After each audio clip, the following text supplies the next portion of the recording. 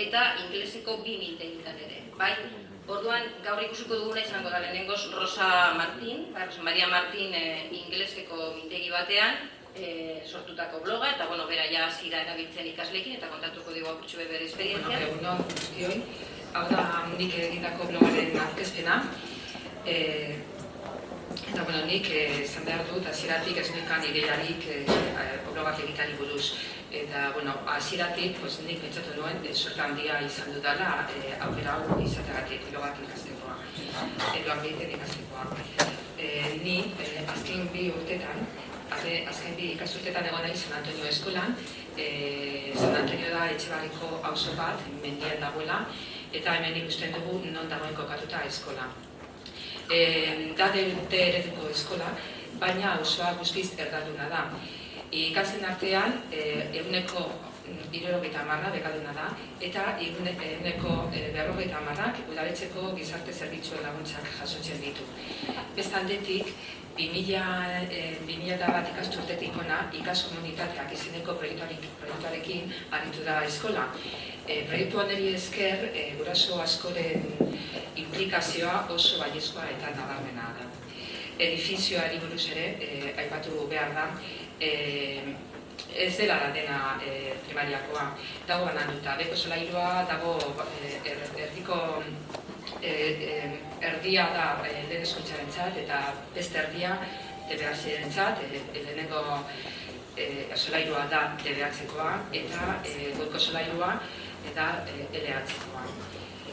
Blogak egitea izan da B06 berritzeguneko INEBI eta IKT-ko mintegiaren zeregina. Aurten, eskola batzuk, B06 eskualdeko ikastetxe batzuk, San Antonio, Arrigorriaga, Kina, eta Zigigorre eta Etxegarai parte hartu dugu, eta gure blogak, bere bloga sortu du. Hauxe da, mintegiaren bloga. Hemen, eskumako zutabean ditugu blogs. Guk parte hartu dugunok sortutakoak. Hemen artean, daude ere bai punkinakoa, hemen ikusten dugu, punkinak zer egin dute, eta hau da, lehenengo sarrerak dira. Orduan, atxera bueltatzen bagara, orain ikusiko dugu, ere bai, Arrigorriagakoa. Arrigorriagako ingelera irakaslearekin egon nintzen berdetan, eta berak ni bezala oso pozik dago bere blogarekin. Guk ikusi dugu gure umei asko gustatu zaiela, arrakasta handia izan duela, eta ume askoren ingelerekiko gustua bultzatu dela bai. Nik saiatu naiz eraskotako bloga egiten eta ere bai maila guztiarentzat. Eta ingelesaren erabilera indartzeko, hizkuntza trebetasunak garatzeko bloga behar. Badaude pizka bat denetarik gelako edukiak garantzekoak, gramatika eta hiztegi ariketak, ulermen ariketak, eta bai ekintzak, gehigarriak, jolasak, abestiak, ipuinak, bideoak, eskulanak, nolabait ingelesaz divertitzeko nolabait, eta bai iruzkinak idatzi eta bestenak irakurri egiteko aukera dago. Orain ikusiko dugu, bloga egiten hasi ginean niri okurritu burutu zitzaidan lehenengo gauza izan zen hauek eskulanak egiteko. Hauek eskulanak egiteko, eskulanak aukeratu aldute, tokikoaren arabera, gero hor nahi duten eskulana, eta argibideak agertzen dira ere bai marrazkiekin. Gero ere bai, pizka bat eraskotakoa, bideo hau, umetxikintzekoa, bai beste bideo bat, momentu honetan, ikasten ari ginen blogak egiten, mendia sartu nintzen pizka bat, behar bada akademikoagoa, utxinak betetzekoa, gero hemen sartu nintzen, dozu interesgarria iruditu zitzaidan, laugarren mailako ikaste batek egindakoa. Eta gero ikusiko dugu beranduago. Sarrera akademikoak esaten, adibidez sarrera hau oinarritzen da gelako momentu horretako edukinetan. Daude, hirugarrenetik, seigarren mailara, Gero ere bai, hau, lanbideak lantzeko, da, ere bai ariketa bat, jolasa klabean behar bada. Hau bai dira jolasak, sartu dintzen hemen irakurketa bat, gero irakurketaren ulermena lantzeko galdera hauek erantzuten, ere bai jolasak kiroli buruz, gero hemen jolasa batzuk asko gustatzen zaie, jolasak batez ere. Gero hemen berriro, aditz denborak batez ere horren aldiak lantzeko ikusi nuen beharrezkoa zela batez ere zeigarren mailako entzat. Eta sartu nuen hau. Hemen, norberak bere ingelera maila kantzeatu egiteko sarrera hau sartu nuen. Gero, nik pentsatzen nuen igual behar bada akademiko egin gelditzen ari zela eta nik ez nuen hori nahi. Horregatik, bideo batzuk sartu dituen berriro. Ez nuen izenburua nire blogarako, zeukan bakarrik helbidearena. Egon nintzen pentsetan, baina zitzaidan zer bururatu, baina hau sartzerakoan, hau zen batez ere DBH entzat. Horregatik argitu nuen primariako lehenzkutzako bloga dela, eta izenburuan argitu nuen. Orduan jarri nion izena.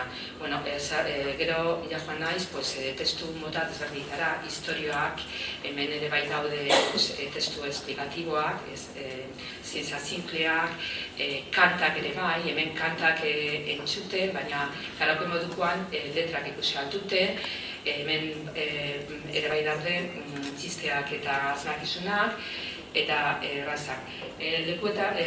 Guztietan daude, baina batzuk dira errazagoak, beste batzuk dira zailagoak, orduan haiek aukeratu altute haiei komeni zaiena. Bigarren puntua, ikasleek ikasteko eta autonomia garatzeko gaitasuna lantzeko tresna. Ikasleek aukeratzen dute haiei komeni zaiena, norberaren mailarako egokiagoa dena, edota hobeto egiten dakitena. Honekin, esan nahi dut, nork bere maila tanteatu alduela. Batzutan umeek ez dakite zein maila duten. Onderi esker, doaz klikatzen hemen eta holan, ikusten dute zer den zailagoa haientzat, zer den errazagoa, eta nolabait norberaren maila tanteatu egiten dute.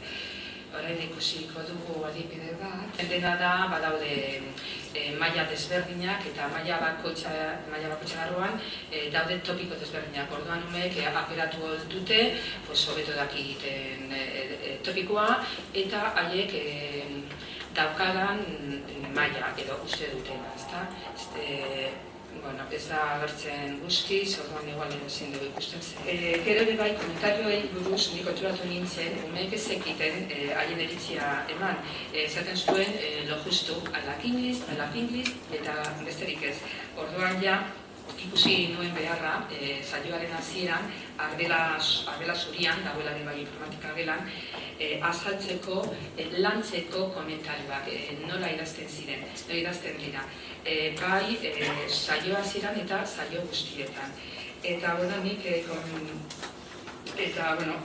onderi esker, umeak ere bai, interes handia jarri dute komentariak idazteko, hori gero ikusiko dugu benelako. Ikusi dut, oso motibagarria da, blogak oso motibagarria honentzat, oso arrakastatsua, umeak ere implikatzen dira, batez ere komentarioak idazteko orduan. Badaude, era askotako ekintzak, mota askotakoak, denen gusturako, maila guztiorentzat, eta ingelesakiko gustua bultzatzen du. Nik bintzat, esperientzatik esaten dut. Ere bai, hizkuntza komunikaziorako gaitasuna lantzeko oso tresna proposa da. Norberaren iruzkinak idazteaz aparte, beste umen iruzkinak irakurri eta erantzuteko aukera ematen du. Hemen, umeak implikatzen dira iritzia ematean. Adibidez, tokatzen oso nabaria da. Hemen, zen un PowerPoint ume batenak hasieran ikusten zen, gero dirudienez WordPress bere plataforma datu zuen eta jazira ikusi. Baina egileari, haiek hasi ziren haren iritzia ematen. Helenak esaten zion oso lan zela, orduan Ander ere esaten du gauza bera, nik ere esan nuen zerbait, ondo eginda, eta duan Ander erantzuten dio Helenari eta bebai erantzuten dit niri.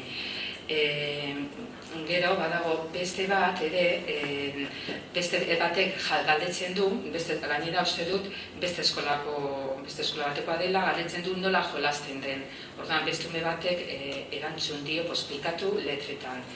Eta nik uste dut, guzti hau oso interesgarria da, umeek hartu dute, interesantiarekin, nik komentatu diet udan jarraitzeko honekin, espero dut aprobetxatzea komentarioena haien artean komunikazioan egoteko, eta nik hemendik asko gustatu zait esperientzia hau, eta pentsatzen dut, hemendik aurrera jarraitzea honekin, sarrerak berriak sartzen, data berezietarako, Halloween, badago gero gagonak, urte berria, San Valentin eguna, La Pascua, eta bebai, iuetxekientzako bebai interesgarria izango zen zer sartzea adibidez ipuinak protestatzekoak. Eta besterik ez, eskerrik asko.